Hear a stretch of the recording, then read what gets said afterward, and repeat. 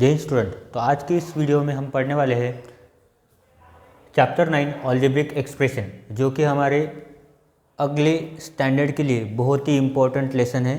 बहुत से कॉन्सेप्ट इस लेसन से आते हैं। तो आज का जो हमारे टॉपिक है अलजेब्रिक एक्सप्रेशन, ये बहुत ही सिंपल और ईजीएस्ट टॉपिक है पूरे मैथ्स के बुक में। तो इस चैप्टर में हम सबसे पहले जानने वाले कि वेरिएबल्स क्या होता है, कांस्टेंट क्या होता है, एक्सप्रेशंस क्या होते हैं और टर्म्स ऑफ एन एक्सप्रेशन क्या होते हैं। तो ये चारों टर्म आज हम इस वीडियो में पढ़ने वाले हैं। तो सबसे पहले हम स्टार्ट करते हैं वेरिएबल्स। वेरिएबल्स क्या हो सकते हैं? कभी आपने सोचा है वेरिएबल्स? कभी आपने नाम सुना है या फिर ये क्या हो सकते हैं या फिर क्यों उसको वेरिएबल बोलते हैं? तो कभी आपने सोचा है कि वेरिएबल क्या होते हैं? फॉर एग्जाम्पल मैं आपको एक एग्जाम्पल बताता हूँ वेरिएबल के बारे में। सपोज मम्मी ने मुझे बोला है कि ये 100 रुपीज़ ले लो और उसमें से 100 रुपीज़ में से मुझे 1 kg शुगर ला के दो। क्या ला के दो? मम्मी ने मुझे बोला है 100 रुपीज़ लेके जाओ और 100 रुपीज़ से 1 kg शुगर लेके आओ। अब मुझे तो पता नहीं 1 kg शुगर की प्राइस कितनी है, तो मान के चलते मैं शॉप में गया और मैंने बोला शॉपकीपर को कि दुकानदार मुझे 1 किलो शुगर चाहिए, ये 1 किलो शक्कर चाहिए। तो उसने मुझे 1 किलो शुगर दे दी,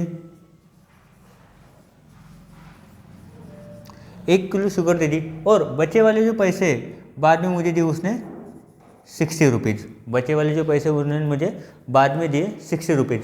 तो मैं जब घर में आया तो घर में आने के बाद मेरे को मम्मी ने पूछा कि अगर मैंने तुझे 100 रुपये दिए और तूने 60 रुपये रिटर्न लेके आया तो मुझे ये बताओ कि शुगर की 1 किलो शक्कर की प्राइस कितनी होगी।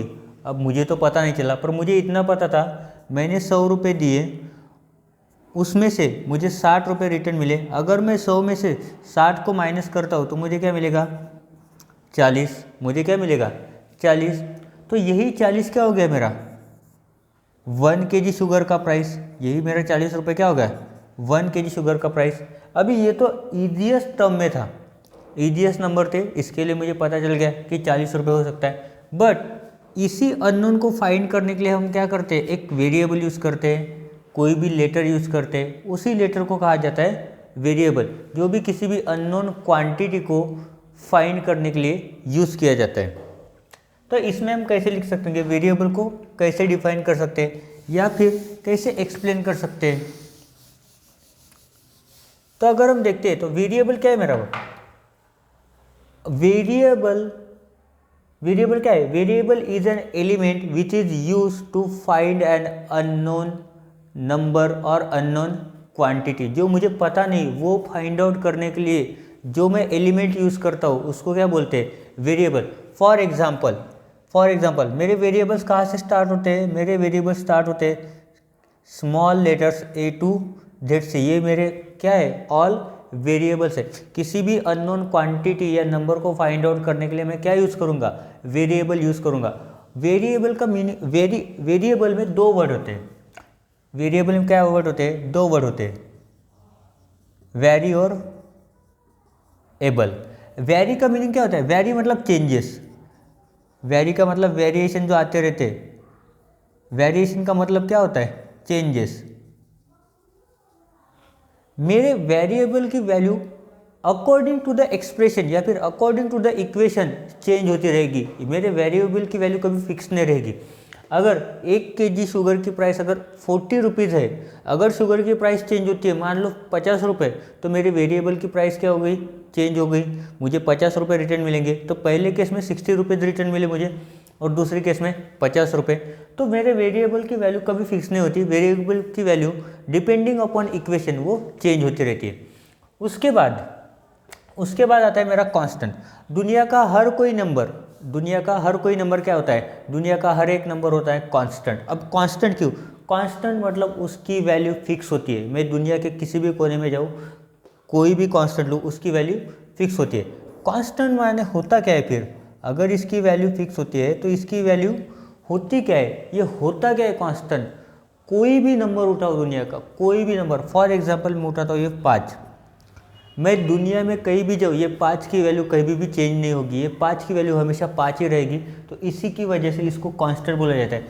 मैं अगर 100 को लेके जाऊँ दुनिया के किसी भी कोने में, यूनिवर्स में कहीं भी चला गया, ये 100 की वैल्यू चेंज नहीं होगी। तो मतलब 100 क्या हो गया मेरे लिए, एक फिक्स्ड वैल्यू होगी कि 100 की वैल्यू 100 ही है।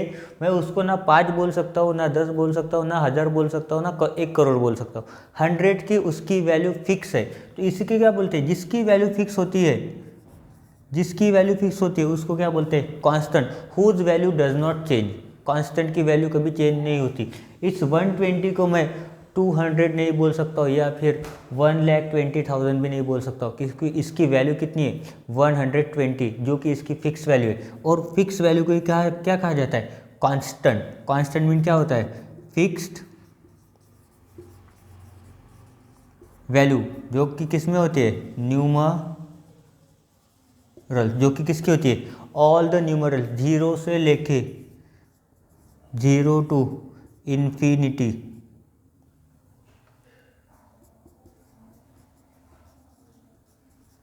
कांस्टेंट कितने होते हैं, इनफाइनाइट। वैसे ही वेरिएबल की वैल्यू होती है इनफाइनाइट। मुझे नहीं पता, किसी इक्वेशन में 1 आएगी वैल्यू, तो किसी इक्वेशन में 2 आ सकती है, और किसी में 2 लाख भी आ सकती है, डिपेंडिंग अपॉन दैट इक्वेशन। उसके बाद हम देखने वाले एक्सप्रेशन। अभी एक्सप्रेशन क्या होता है, ये टर्म तो हमने पहली बार सुना है, एक्सप्रेशन ये टर्म तो हमने पहली बार सुना है। बट एक्सप्रेशन ये टर्म हमने पहली बार नहीं सुना है, इसके पीछे वाले स्टैंडर्ड में, 6th स्टैंडर्ड में भी एक लेसन था अलजेब्रिक एक्सप्रेशन का, उसमें हमने एक्सप्रेशन पढ़ा था। हमारा लेसन का नाम दिया है अलजेब्रिक एक्सप्रेशन। उसी में सेम लेसन था एक 6th स्टैंडर्ड में, जिसमें हमने पढ़ा था एक्सप्रेशन क्या होते हैं। अब एक्सप्रेशन क्या होते हैं, एक्सप्रेशंस। एक्सप्रेशन क्या होते हैं, एक्सप्रेशन 2 टाइप के होते हैं। एक्सप्रेशन कितने टाइप के होते हैं, 2 टाइप के। अभी आप सोच रहे होंगे यहाँ पर तो बोला है सिर्फ अलजेब्रिक एक्सप्रेशंस, पढ़ना भी हमें अलजेब्रिक एक्सप्रेशन है, तो ये दूसरा टाइप कहाँ से आ गया। एक्सप्रेशन के टोटल 2 टाइप होते हैं। फर्स्ट होता है numerical expression,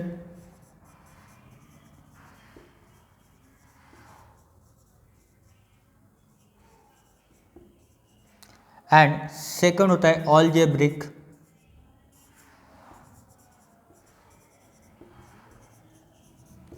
expression.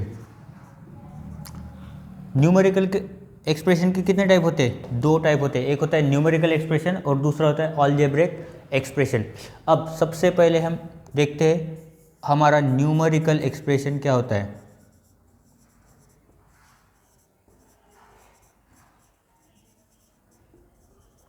Numerical expression में वो वर्ड ही हमें, ये 2 वर्ड ही हमें क्या क्या बता रहा है, न्यूमेरिकल। न्यूमेरिकल मतलब उसमें क्या इंक्लूड होगा, न्यूमरल्स। न्यूमरल्स के सिवा दूसरा दुनिया को कोई भी लेटर या फिर कोई भी अल्फ़ाबेट, वो कैपिटल हो या स्मॉल हो, आ ही नहीं सकता। अगर उसमें आ गया तो एक्सप्रेशन चेंज हो जाता है। तो न्यूमेरिकल एक्सप्रेशन क्या हो सकते हैं, फॉर एग्जाम्पल न्यूमेरिकल एक्सप्रेशन हमारे क्या हो सकते हैं, 3 + 4, 9 - 7, कोई भी ले लो, डिवीज़न में ले लो या फिर मल्टीप्लिकेशन में ले लो, कोई भी दुनिया का कोई भी ये जो नंबर्स वाला इक्वेशन एक्सप्रेशन होता है उसको क्या बोलते हैं, न्यूमेरिकल एक्सप्रेशन। उसके बाद क्या दिया गया है हमें, अलजेब्रिक एक्सप्रेशन। अलजेब्रिक एक्सप्रेशन यहाँ पे लिखता हूँ मैं, सेकंड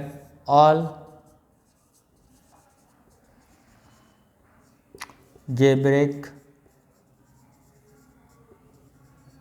एक्सप्रेशन। अलजेब्रिक एक्सप्रेशन क्या होता होगा, लास्ट ईयर तो हमने पढ़ा था, इस साल ऐसा क्या हो गया कि इसको नाम दे दिया अलजेब्रिक एक्सप्रेशन, दूसरा टाइप भी डाल दिया। ये दोनों चीज़ें हमने लास्ट ईयर ही पढ़ी है 6th स्टैंडर्ड में, वो उसमें बेसिक था, इसमें थोड़ा सा एडवांस है। तो अलजेब्रिक एक्सप्रेशन क्या होगा हमारा, सोच के देखो। अलजेब्रिक एक्सप्रेशन क्यों बोला गया है, न्यूमेरिकल एक्सप्रेशन में तो मैंने सिर्फ नंबर के बारे में लिखा है, अलजेब्रिक एक्सप्रेशन में क्या लिखेंगे, क्या होता होगा अलजेब्रिक एक्सप्रेशन में, बहुत ही सिंपल है। अलजेब्रिक एक्सप्रेशन क्या होता है, न्यूमरल्स और वेरिएबल्स, मतलब कांस्टेंट और वेरिएबल का कॉम्बिनेशन होता है। फॉर एग्जांपल देख के मैं समझाता हूँ, या फिर सबसे पहले लिखते हैं combination of variables and constant which is separated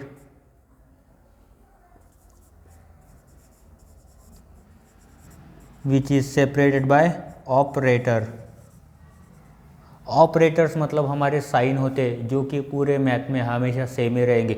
addition, subtraction, multiplication and division, ये 4 ही ऑपरेटर्स होते हैं मैथमेटिक्स में, उसके सिवा कोई भी ऑपरेटर नहीं होता।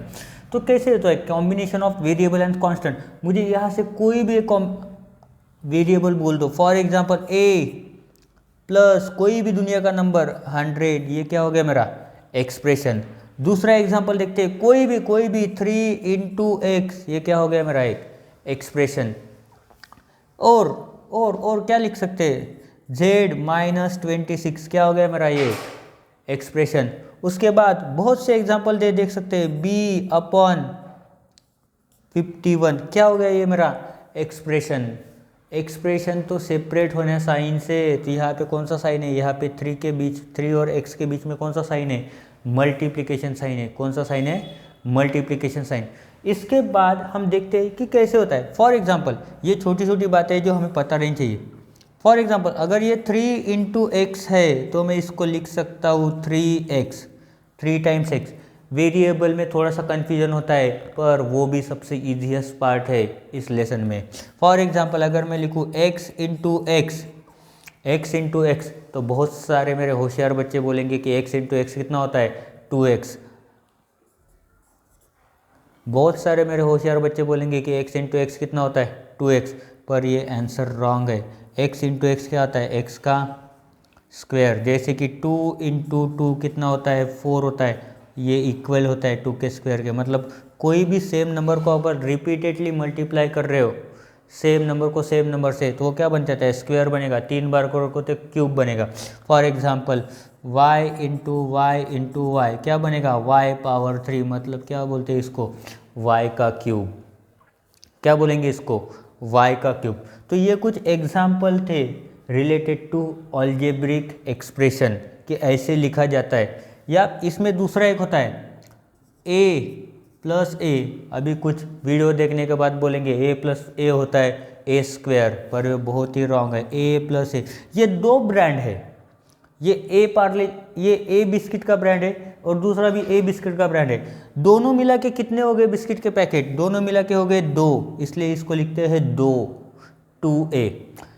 x प्लस एक्स कितने x है, 1 2 3, पूरे मिला के हो गए 3x।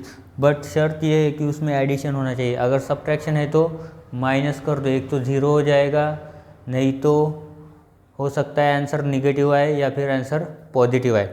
उसके बाद हमें जो देखना है वो है हमारा आज के इस वीडियो का लास्ट टॉपिक, वो है हमारा टर्म्स ऑफ एन एक्सप्रेशन। तो टर्म्स ऑफ एन एक्सप्रेशन में हम क्या पढ़ने वाला है, तो इसके लिए मैं थोड़ी सी जगह बना देता हूँ इस बोर्ड में। टर्म्स ऑफ एन एक्सप्रेशन, तो टर्म ऑफ एन एक्सप्रेशन हम यहाँ पे एक्सप्लेन करने वाले। टर्म्स ऑफ एन एक्सप्रेशन क्या होते हैं, मान के चलो कोई भी एक्सप्रेशन यही से उठा लेते, a प्लस 100, तो ये जो पूरा एक्सप्रेशन है कितने मिलके बने हैं, 2 मिलके बने हैं, एक वेरिएबल और दूसरा एक कांस्टेंट। तो इस एक्सप्रेशन में ये जो a है और दूसरा जो 100 है, जो किससे डिवाइडेड है, किससे सेपरेट है, प्लस साइन से, एडिशन से। तो इन्हीं दो को क्या कहा जाता है, टर्म्स ऑफ एन एक्सप्रेशन। इन दोनों को क्या कहा जाता है, टर्म्स ऑफ एन एक्सप्रेशन, क्योंकि ये हमारा क्या है, एक्सप्रेशन है। ये क्या है, हमारा एक्सप्रेशन है। दूसरा एग्जाम्पल हम देखते हैं, x प्लस 29, इसमें से क्या है, ये हमारा है एक्सप्रेशन। टर्म्स क्या हो गए हमारे, दोनों को जो भी साइन है उसी के साथ सेपरेट कर दो। ये है हमारा x और दूसरा है हमारा 29। ये दोनों भी क्या हो गए मेरे, ये दोनों भी क्या हो गए मेरे, टर्म्स हो गए। ये दोनों भी क्या होंगे मेरे, टर्म्स हो गए। तो ये बहुत ही इजी लेसन है। इसमें हम टर्म्स को सेपरेट कर सकते हैं, वेरिएबल को सेपरेट कर सकते हैं, कांस्टेंट तो सेपरेट वैसे भी हो जाता है। तो इसमें दो ही चीज़ें इम्पोर्टेंट है, एक वेरिएबल और दूसरा कांस्टेंट। आगे भी इस लेसन में बहुत सी नई नई चीज़ें आने वाली है जो आपको 6th स्टैंडर्ड में नहीं थी। तो उसके लिए आपको माइंड सेट प्रिपेयर करना पड़ेगा कि ये लेसन मेरे लिए ईजी है। आप अपने माइंड को कमांड दे दो मेरे लिए ईजी है, दूसरों के लिए मुझे पता नहीं। आपने जब बोल दिया कि मेरे लिए ईजी है तो ये लेसन आपके लिए ईजी होगा। और वैसे भी पूरे बुक में सबसे ज़्यादा ईजी लेसन है। ऑल लेसन ही ईजी है, पर मेरी बोलने की आदत है कि ये सबसे ज़्यादा ईजी लेसन है ताकि आपको लगे कि ईजीएस्ट लेसन है। तो इस लेसन में पढ़ने के जैसा ऐसा कुछ नहीं, पर इस लेसन में आने वाला जो है वो एक ही चीज़ आ सकती है, वो आता है इंटरेस्ट। क्योंकि जैसे जैसे इस लेसन में अगर हम प्रैक्टिस जोन सॉल्व करेंगे तो जो वो आंसर मिलते हैं, आंसर आने के बाद की जो खुशी होती है उसी को बोलते हैं इंटरेस्ट, कि मैं और सॉल्व करके देखता हूँ और सॉल्व करके देखता हूँ। तो इसी तरह इस वीडियो को देखते रहिए। अगर वीडियो में कुछ भी नहीं समझता है तो कमेंट बॉक्स में आप लिखिए कि आपको क्या नहीं समझा है, तो दूसरे वीडियो में मैं उसको थोड़ा सा इम्प्रूव करूँगा, मेरे पढ़ाने में इम्प्रूव करूँगा या फिर एक्सप्लेनेशन में और ढेर सारे एग्जाम्पल दूंगा ताकि आपको समझे। तो आज के इस वीडियो में हम इतने पढ़ने वाले, नेक्स्ट वीडियो में हम सॉल्व करेंगे प्रैक्टिस जोन 1। Thank you.